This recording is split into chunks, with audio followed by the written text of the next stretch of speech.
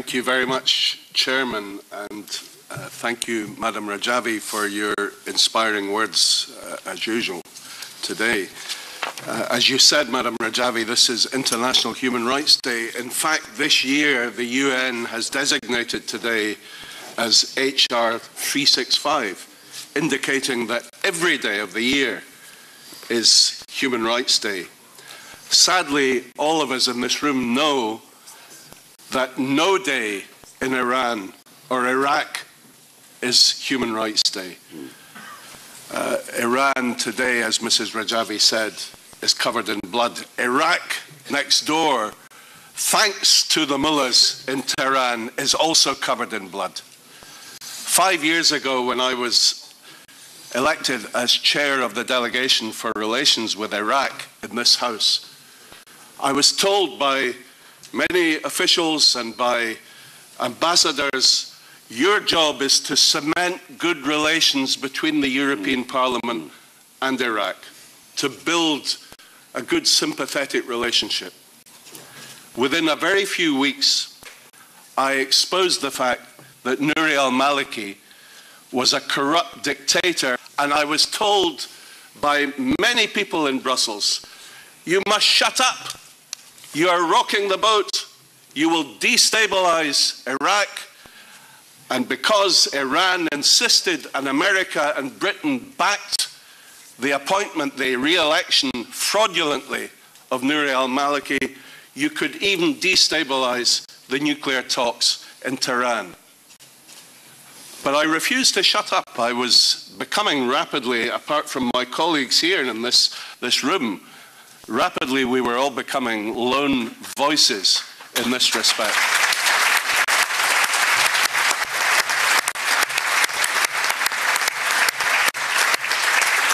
You know, Maliki called a press conference in Baghdad to accuse me of being an enemy of Iraq and a liar. He then sent an envoy from Baghdad to my office here in the European Parliament to ask me what it would take to make me shut up. And I said, what it would take will be your resignation and your indictment for crimes against humanity.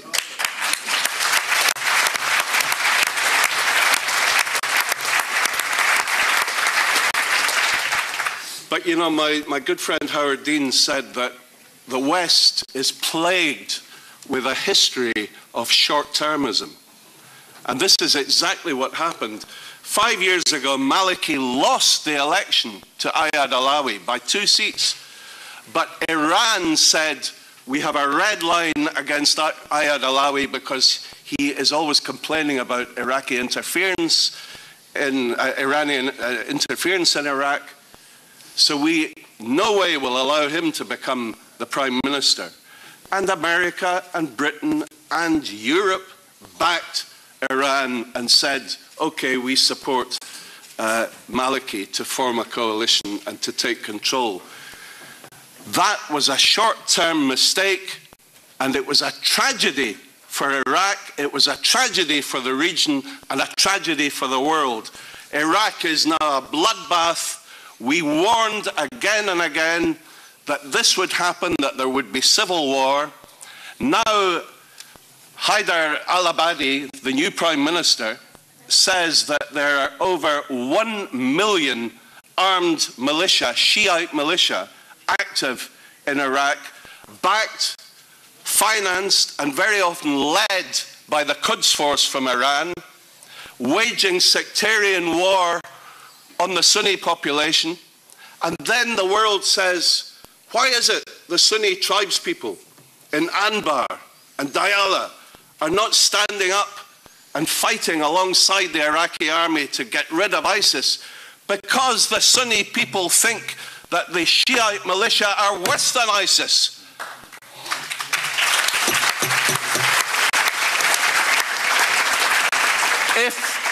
If we are serious about ridding the world of ISIS, if we're serious about encouraging the Sunnis, the tribes in Iraq, to join forces with the Iraqi military, with the Peshmerga in Kurdistan, to help oust ISIS, and this is the only practical way that you can fight against ISIS, then we must rid Iraq of Iranian interference.